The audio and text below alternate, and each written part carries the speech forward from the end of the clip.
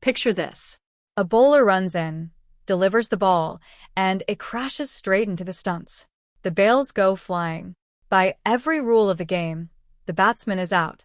But he doesn't walk. Instead, he calmly bends down, places the bails back on the stumps, and gets ready to face the next ball, as if nothing happened. The crowd is stunned. The bowler is furious. And the umpire? He says nothing. This wasn't a schoolyard prank.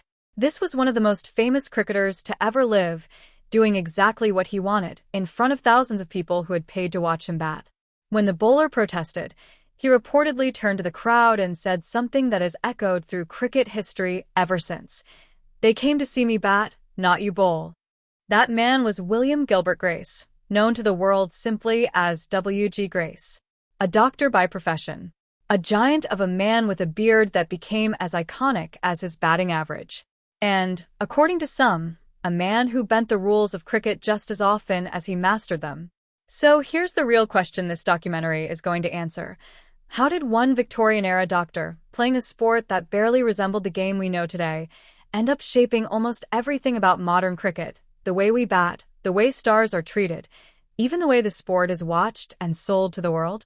Because, make no mistake, every time you watch a batsman today play an aggressive shot off the front foot one ball and a defensive block off the back foot the next, you are watching a piece of W.G. Grace's legacy in motion. Stick with us, because this story has heroism, showmanship, genius, and just enough controversy to make you question whether Grace was cricket's first true legend or its first great con artist. To understand why Grace mattered so much, you first need to understand what cricket looked like before he arrived. We're talking about England in the 1850s and 60s, a sport still finding its identity. Matches were regional, loosely organized, and played mostly by amateurs from wealthy backgrounds alongside working-class professionals hired to bowl and field for them. These two groups even had different titles: gentlemen for the amateurs and players for the professionals. They often entered the field through separate gates. Batting technique at this stage was primitive by today's standards. Most batsmen picked one method and stuck with it for their entire career, either purely defensive backfoot play, suited for slower, uneven pitches, or an aggressive front-foot approach, and rarely both. There was no real concept of adapting mid-innings to different types of bowling. Scores were low. Matches were often decided as much by the state of the pitch as by skill. Cricket, at this point, was popular in patches enjoyed by county communities and public schools, but nowhere near a national obsession.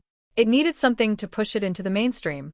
It needed a personality big enough and skilled enough to make ordinary people care about a game traditionally reserved for the aristocracy. Cricket didn't just need a great player. It needed a superstar. And in the English countryside, one was already being built. W.G. Grace was born in 1848 in Downend, Gloucestershire, into a family that treated cricket less like a hobby and more like a calling. His father was a doctor who loved the game. His mother, remarkably progressive for her time, personally coached her sons in batting technique. His uncle ran informal net sessions that were as intense as any modern academy. By the time Grace was a teenager, cricket wasn't something he played. It was something he had been engineered for. He made his first-class debut at just 16 years old, and it didn't take long for opponents to realize they weren't dealing with an ordinary junior talent. He was physically enormous for a cricketer of that era, tall, broad, and blessed with stamina that let him bat for hours, sometimes entire days, without visibly tiring. What set him apart early wasn't just power. It was hunger. While most amateur cricketers of the time treated the sport as a pleasant pastime between social engagements, Grace approached it with an obsessive, almost professional intensity, despite technically being classified as an amateur gentleman his entire career. This was a player being shaped, quite literally from childhood, to dominate a sport that had never before produced a genuine dominant force. And by his early 20s, that dominance was about to become impossible to ignore. Here's where Grace stops being just a great player and starts becoming a revolutionary one. Remember how batsmen before him typically committed to a single style, either back foot defense or front foot aggression. Grace broke that mold entirely. He was among the first batsmen to combine both techniques fluidly within the same innings, reading the bowler and the pitch, and adjusting his footwork accordingly. Facing a fast bowler pitching short, he'd go back and cut or pull. Facing a fuller delivery or a spinner, he'd step forward and drive. This sounds obvious to a modern viewer because it's now the foundation of coaching manuals worldwide. But in Grace's era, this adaptability was almost unheard of. He wasn't just playing shots, he was playing situations. The numbers back up just how far ahead of his time this made him.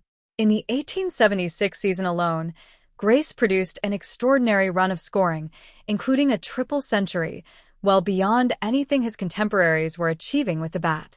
Across his career, he would go on to score over 54,000 first-class runs and more than 120 centuries, figures that looked almost fictional compared to the scoring rates of the era he played in. This wasn't luck, and it wasn't just raw talent. It was a technical revolution, built by one man, that changed what was considered possible with a cricket bat in hand.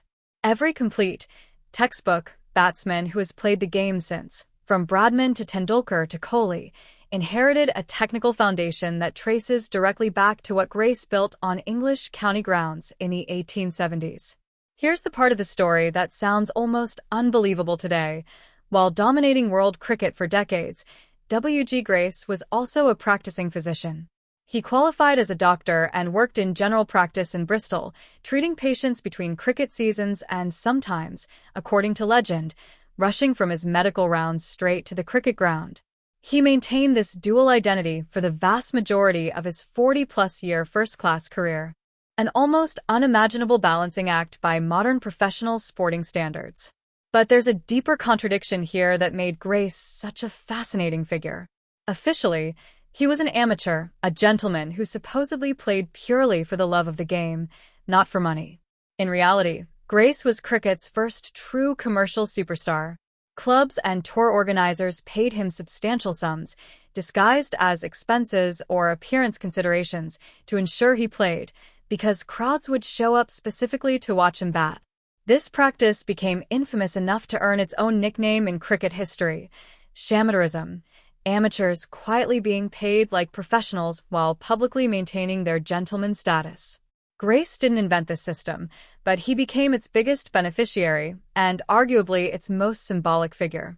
He proved, decades before professional sports contracts existed in any modern sense, that a single star player could be worth serious money to the game. Now, let's return to that opening moment. The bails, the refusal to walk, the crowd left stunned. That wasn't an isolated incident. Stories of Grace's gamesmanship are woven throughout cricket folklore. He was known to argue relentlessly with umpires, intimidate opponents with his sheer presence and reputation, and bend the unwritten etiquette of a sport that prided itself on being a gentleman's game. So was he a cheat? Or was he simply the first cricketer to understand something modern sports have fully embraced, that competition and entertainment are inseparable, and that a true superstar plays to win, not just to please tradition? Look at it from both angles. On one hand, Grace's conduct clashed directly with the values cricket claimed to represent: fairness, sportsmanship, restraint.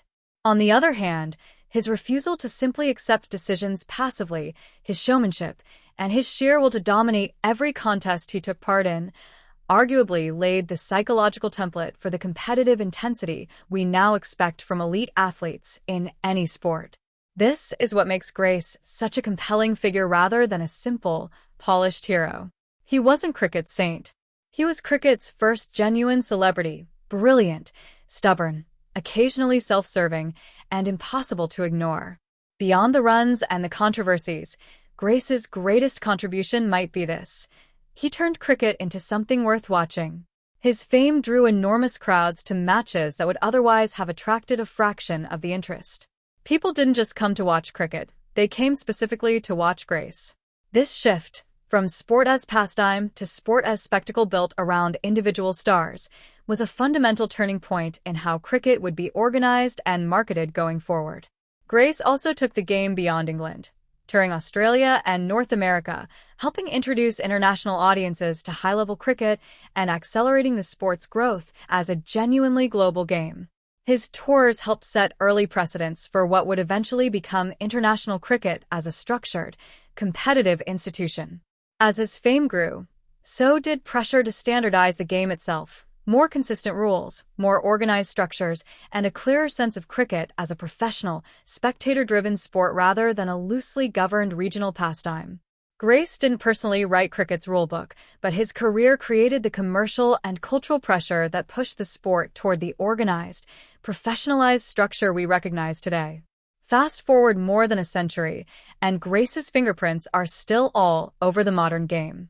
The idea of a complete batsman, someone equally comfortable playing off the front foot or back foot, adjusting technique based on bowler and conditions, is a direct descendant of the template Grace pioneered. Every great batsman who followed, from Don Bradman's ruthless efficiency to Sachin Tendulkar's technical mastery to Virat Kohli's aggressive adaptability, built their game on principles Grace helped establish over a century earlier.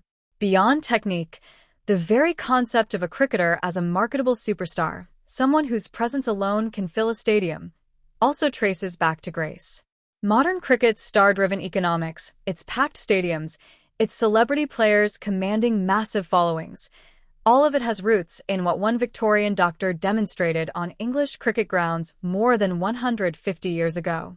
Cricket, as we know it, technically sophisticated, commercially powerful, built around individual stars capable of carrying a match on reputation alone, doesn't exist in its current form without W.G. Grace.